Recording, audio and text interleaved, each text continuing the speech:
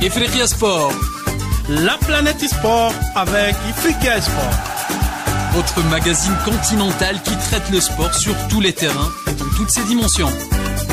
L'Afrique et le sport ne font qu'un. Salutations l'Afrique, Salama Nagadef, Garaman, Ayo, Boto, à tous les auditeurs de Ifriqiya FM, la voix de l'Afrique faite pour des Africains, pour les Africains.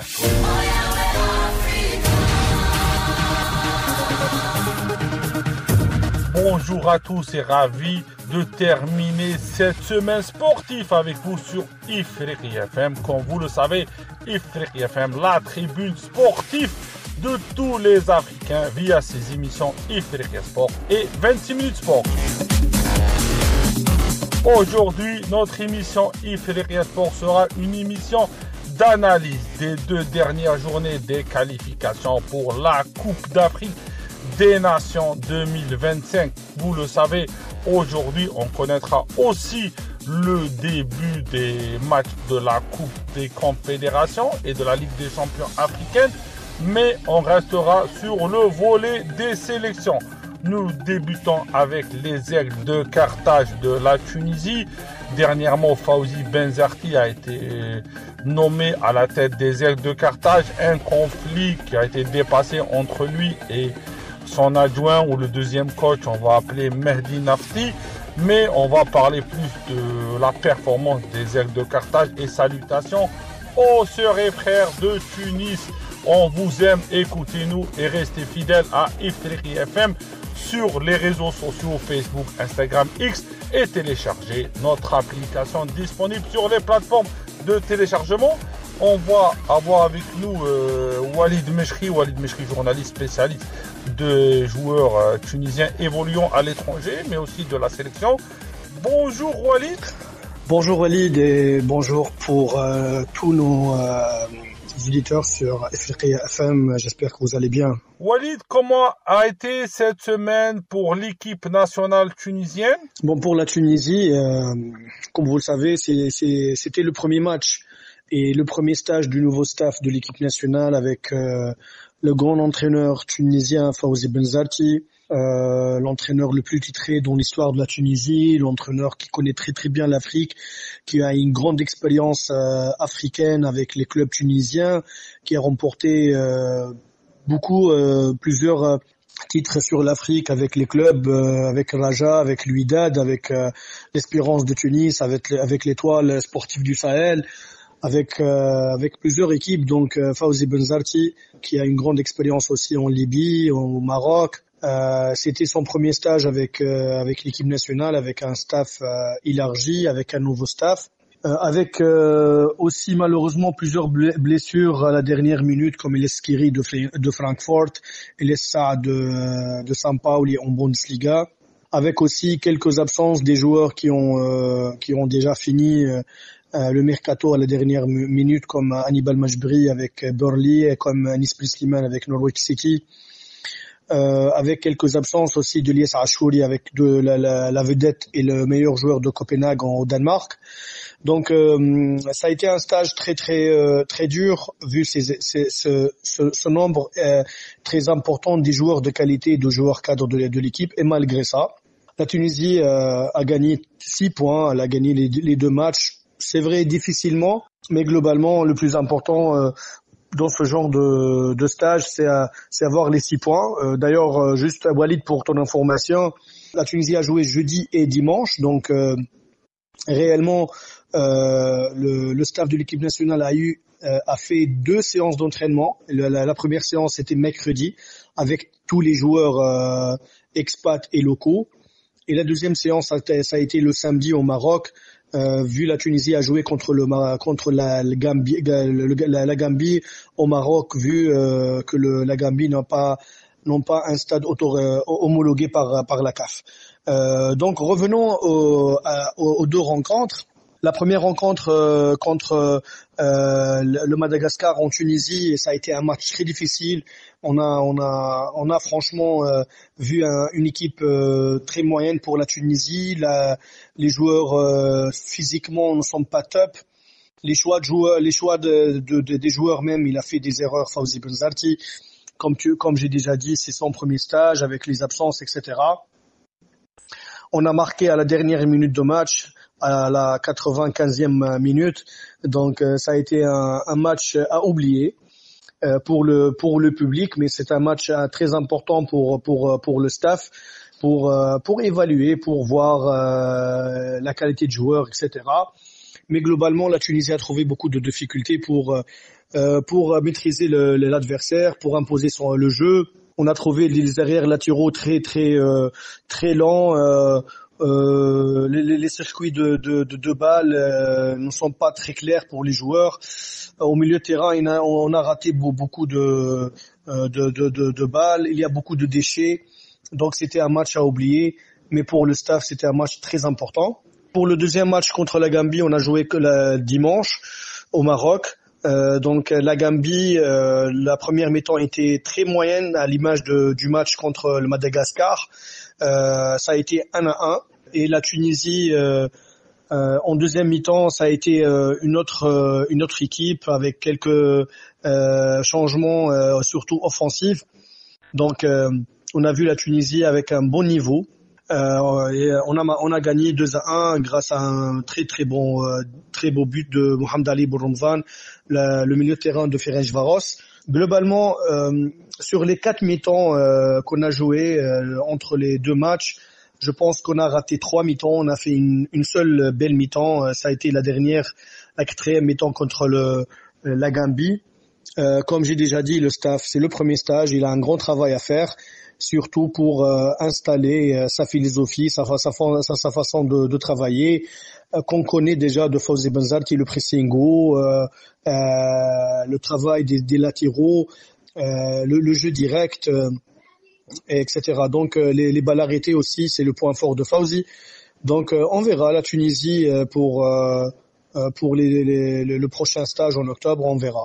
Et aussi, le mois d'octobre prochain, on sait qu'il y aura 2 autres matchs. Comment tu vois les matchs du mois d'octobre? Pour le prochain stage en octobre, ça sera 2 matchs contre les Comores.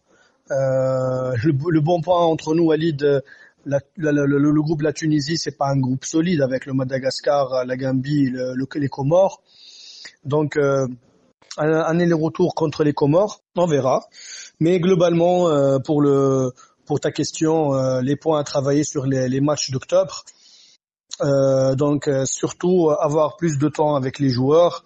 En plus, tu sais, Walid, le stage du mois de décembre, c'était toujours un stage très difficile, surtout avec l'absence de plusieurs joueurs qui n'ont pas encore fini leur mercato, des joueurs qui ont un manque de rythme des matchs, etc. Pour nous, par exemple, en Tunisie, le championnat local, on a joué une seule journée. Donc, d'ici le mois d'octobre, on verra normalement 3-4 journées en championnat local. Les joueurs expatriés vont encore jouer des matchs officiels, etc. Les compétitions européennes vont commencer pour 9 ou 10 joueurs tunisiens qui joueront l'Europa League, la Champions League, la Conference League. Donc, le rythme, ça sera élevé. Et les points à travailler surtout sur les 3 plans. Sur la défense, on a quelques problèmes en défense centrale, les relances, la couverture de balles, etc. Donc on a eu beaucoup de problèmes contre les 2 adversaires, Madagascar et la Gambie. Au milieu de terrain, c'est très lent. En fait, c'était un match contre Madagascar. Le premier match, c'était un match très faible pour le milieu de terrain. Donc il a beaucoup de travail à faire pour installer sa façon de faire pour les milieux de terrain, la sortie de balle, etc. Les appels, l'animation offensive, l'animation défensive, le placement de joueurs, etc. Un grand travail qui attend le staff. Et au niveau offensif surtout, la Tunisie qui manque toujours depuis des années un attaquant de pointe pour finir le travail de toute l'équipe. Donc la priorité des priorités pour Fawzi, c'est de trouver un attaquant. c'est de chercher un attaquant en Europe. On a quelques attaquants très intéressants, je pense, comme Nabil Makni qui joue en Bulgarie, c'est un buteur. On a Adel Bettaïb qui joue en Roumanie aussi, il est bien le mec. Donc on peut estimer avoir des solutions offensives. Donc sur le travail à faire, comme j'ai déjà dit, la défense centrale, en espérant toujours le retour des blessés comme Mohamed Draghi, Vaillant Valéry sur le flanc droit, avoir plus de chances et mettre la concurrence en défense avec l'intégration de Dylan Brown, le joueur de Salernitana, Alegram, le défenseur de Shakhtar Donetsk en Ukraine. Milieu de terrain, en attendant le retour de Hannibal Majbri, Anis Ben Slimane, donc qui peuvent donner des solutions. À l'échelle offensive, en attendant aussi le retour d'Elias Saad, Elias Achouri, avec un attaquant comme Nabil Makni, je pense que ça sera une bonne solution pour l'équipe nationale. Walid, selon toi, le spécialiste, qui a été le joueur le plus en vue du côté de cette équipe nationale de Tunisie? Franchement, il y a des joueurs qui ont marqué des points, il y a des joueurs qui ont raté des points. Le joueur le plus noté et le joueur qui a marqué plusieurs points, c'est le gardien de l'Espérance de Tunis, Amen Allah Mimish, qui a seulement 20 ans. Franchement, il a sauvé la Tunisie lors des 2 matchs, surtout contre le deuxième match contre la Gambie. La première mi-temps, sans Memish, on a eu normalement un résultat de 3-1 facilement. On peut avoir 3 buts facilement, mais il a sauvé toute l'équipe. Donc le joueur qui a bénéficié le plus de ce stade, c'est Amen Allah Mimish, grâce à ses parades, grâce à son comportement avec l'équipe, grâce à au travail très très important qu'il a fait avec la défense. Donc je pense que lui, et aussi il y a Mohamed Ali Bourramdan de Ferencvaros, le milieu de terrain de Ferencvaros, c'est les top. C'est deux joueurs, je pense, qui ont fait les 2 meilleurs matchs, qui ont marqué beaucoup de points. Donc avec Hamza Rafia qui a été impactant surtout sur le deuxième match. Donc il y a des joueurs aussi qui ont raté leur match comme l'attaquant Ali Youssef, malheureusement, aussi Yassine Meliah là dans l'axe. Des hauts et des bas, mais franchement les tops c'était Amen Allah Mimish et Mohamed Ali Bourramdan et Hamza Rafia. Les flops c'était Yassine Meliah et Ali Youssef. Walid, tu sais, t'es un fidèle auditeur, non, on se tutoie et on laisse tout le temps le dernier mot aux invités. Alors, à toi de nous dire ton dernier mot. Bon, mais dernier mot, merci Walid pour cette occasion. Je remercie encore nos éditeurs de Afriqiya FM. J'espère qu'on se voit toujours, qu'on va toujours partager l'actualité du football tunisien, c'est le plus important. Et j'espère aussi que cette nouvelle saison 2024-2025, ça sera bénéfique pour la Tunisie en premier lieu, pour le football maghrébin et le football africain. On va voir, Inch'Allah, un bon niveau, quel que soit de nos clubs à l'échelle africaine et de nos équipes nationales à l'échelle africaine et mondiale, Inch'Allah. Merci encore Walid et bonjour Nimamaï. Merci Walid Mechri. Walid Mechri toujours disponible pour Ifriqiya FM pour les émissions sportives. On le remercie de sa gentillesse, on le remercie de son professionnalisme et aussi on salue tous nos sœurs et frères tunisiens. De Tunis, direction la Guinée-Conakry, la capitale Conakry. Avec nous, Mohamed Sissé de Guinée Foot. Mohamed, il n'est plus à présenter sur Ifriqiya FM. On va dire, il est toujours là pour nous. On le remerciera jamais assez, mais on va l'avoir avec nous. Bonjour Mohamed. Bonjour Walid et bonjour à tous les auditeurs de la radio Ifriqiya FM. Ou bonsoir, je sais pas à quelle heure il est chez vous, où tu es. Les 2 matchs, Mohamed, de la Guinée, tu les décortiques comment? Allô, bonsoir frère et bonsoir à tous les auditeurs de la radio Ifriqiya FM. Alors, nos 2 matchs, je pense que en fait résultent d'une grosse désillusion et d'un gros désenchantement après avoir surtout bien entamé les éliminatoires de la Coupe du Monde. On espérait au moins mettre la barre un peu plus haute et tout, mais malheureusement ça n'a pas été le cas cette fois-ci. Donc on a merdé, il faut le rappeler, d'abord en tenant compte du comportement, de l'attitude des joueurs sur le terrain, mais également certaines décisions tactiques de la part du staff technique, technique et tout, et comment. Je pense que en fait, j'ai envie de dire que ce qu'on a subi durant ces 2 premières journées, il y avait des faits prémonitoires là qui pouvaient nous permettre de savoir réellement que les choses allaient beaucoup plus en fait se corcher et tout. Donc voilà, c'est compliqué.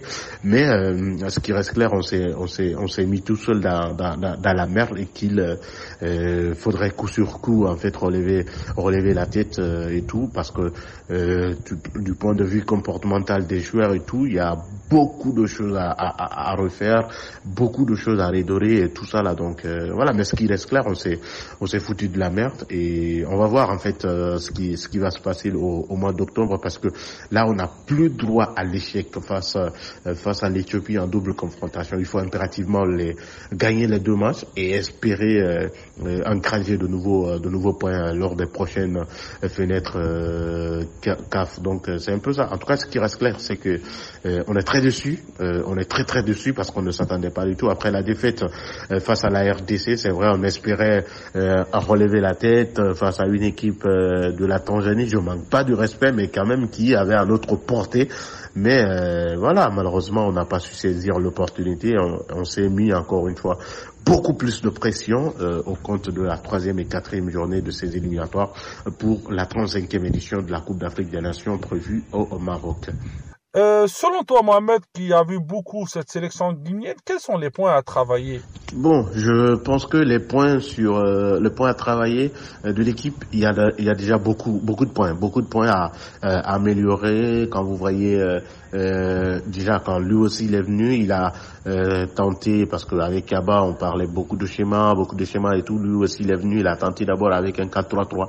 Et hier le match contre la Tanzanie, on sait que la première formule contre la RDC ne nous a pas facilité les choses, malgré que c'est sur une action monumentale, une erreur monumentale de la part du gardien qu'on s'est fait punir dans ce match-là. Mais hier, il avait clairement un système de 3-5-2 qu'il voulait mettre en place, avec 2 latéraux droits dont l'un va épauler les excentrés et l'autre va aider la charnière centrale. Donc ça n'a pas marché. Visiblement, il y a beaucoup de points à améliorer du point de vue milieu de terrain. Il manque de créativité dans le jeu de la Guinée, parce que certes, la Guinée a toujours été reconnue en termes de créativité, disposer des milieux de terrain créatifs et tout, mais malheureusement cette fenêtre-là, ça nous a cruellement manqué, et ce sont les points entre autres qu'il faut améliorer pour envisager plier les 2 matchs qu'on va jouer contre l'Éthiopie. En tout cas, ça va pas être évident, encore une fois, parce qu'on s'est fait punir par une équipe de Taifa Stars de la Tanzanie. Et puis donc il faut s'attendre à tout est possible, parce que il y a une bonne marge de progression de la part des sélections africaines sur le continent. Donc il n'y a plus de petites équipes, il faut jouer et puis gagner des matchs. Et aussi, comme j'avais parlé à Walid, quel est le joueur, on va dire, il t'a ébloui durant cette journée?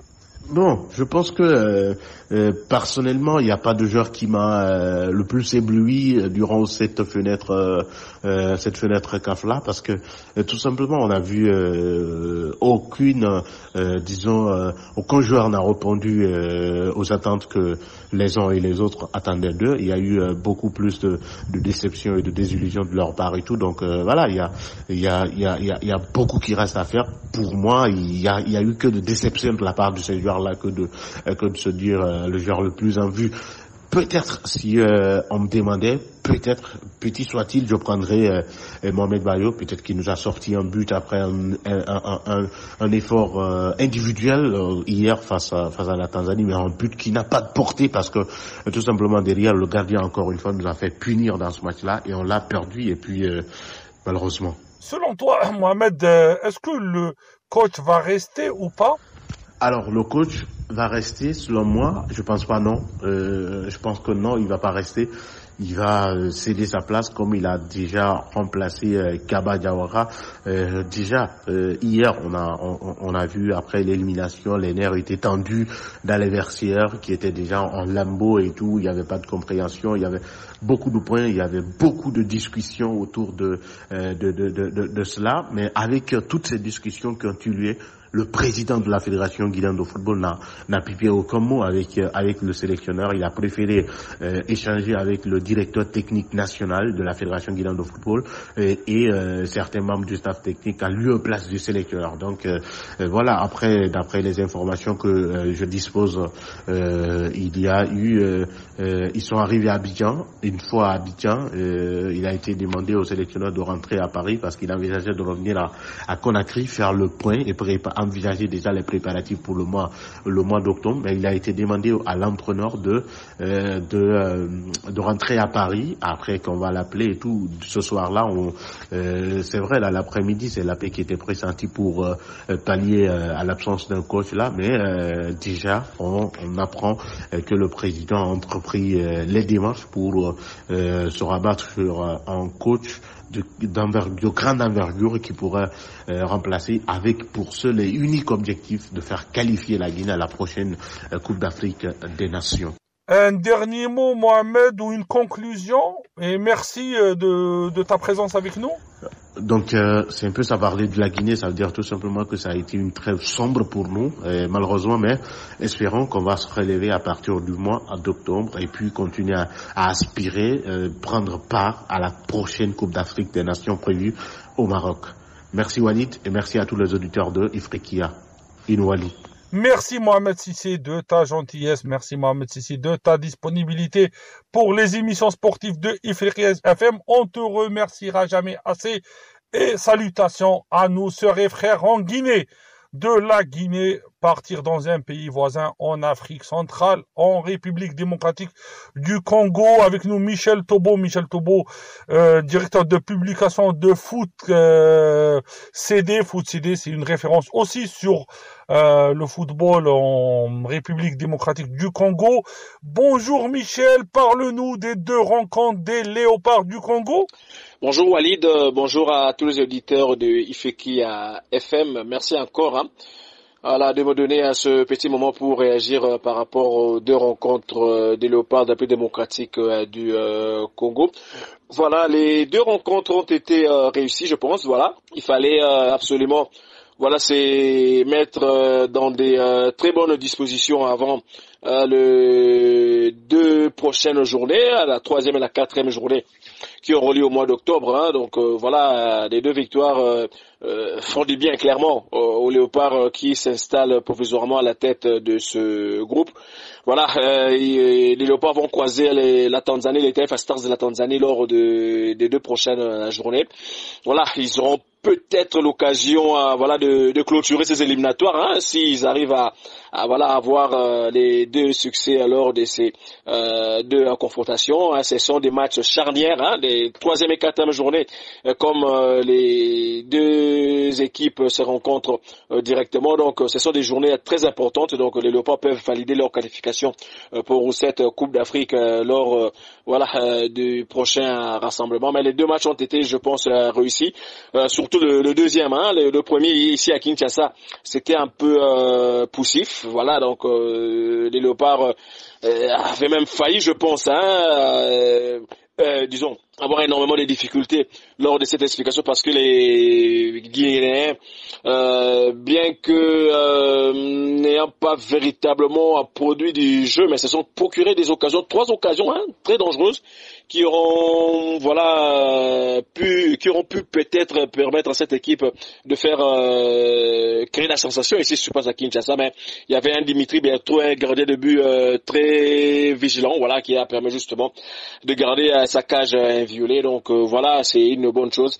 On espère que les Léopards vont faire la même chose lors des 2 prochaines journées justement pour valider leur qualification pour cette Coupe d'Afrique. Mais il faudra voir également l'adversaire, également la Tanzanie qui a gagné son match face à la Guinée. Donc c'est une équipe qui viendra avec beaucoup de vigueur, justement pour essayer de faire la même chose face aux Léopards. Michel, les points à travailler selon toi, quels sont les points à travailler dans cette sélection des Léopards? Les points à travailler, c'est plus, je pense, sur le plan offensif.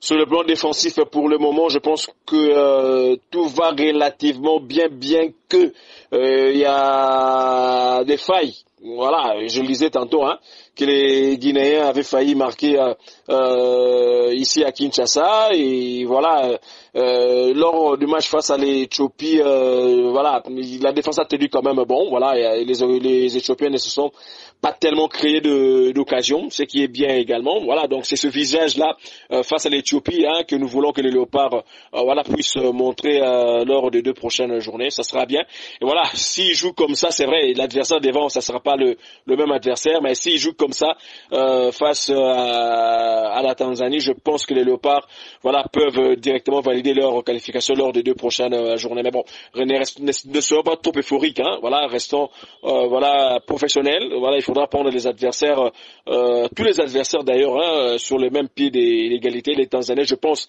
que Sébastien Desabre ainsi que l'ensemble de son staff technique feront en sorte que voilà, les Léopards puissent sortir voilà, avec de bons résultats lors de cette campagne, et que voilà, et si la qualification est au bout de ces 2 prochaines journées, voilà, ça permettra justement lors des 2 dernières journées, la 5e et la 6e, de roter, de tourner l'effectif pour permettre à ceux-là qui ne jouent véritablement pas, voilà, de faire leur début au sein de cette sélection nationale qui est devenue très concurrente, voilà, on va quand même se le dire, parce que il y a énormément de joueurs de binationaux qui sont en train de frapper à la porte pour venir justement postuler au sein de cette sélection. Aussi, on aimerait bien savoir quel était le joueur le plus en vue dans cette sélection.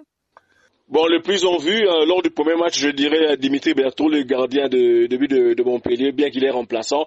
Il a quand même tenu le score. Au match retour également, disons au 2e match face à l'Éthiopie, c'est vrai, il n'a pas eu à faire beaucoup d'arrêts, mais sa défense a tenu bon, c'est l'essentiel. Mais je pense que dans l'ensemble, c'est l'ensemble de l'équipe au fait qu'il faut féliciter, parce que on sent que petit à petit, la cohésion est en train de montrer, la mayonnaise est en train de prendre, et voilà, et tant mieux, on espère que ça sera le cas lors des 2 prochaines journées, et que les Léopards vont faire en sorte qu'il y ait beaucoup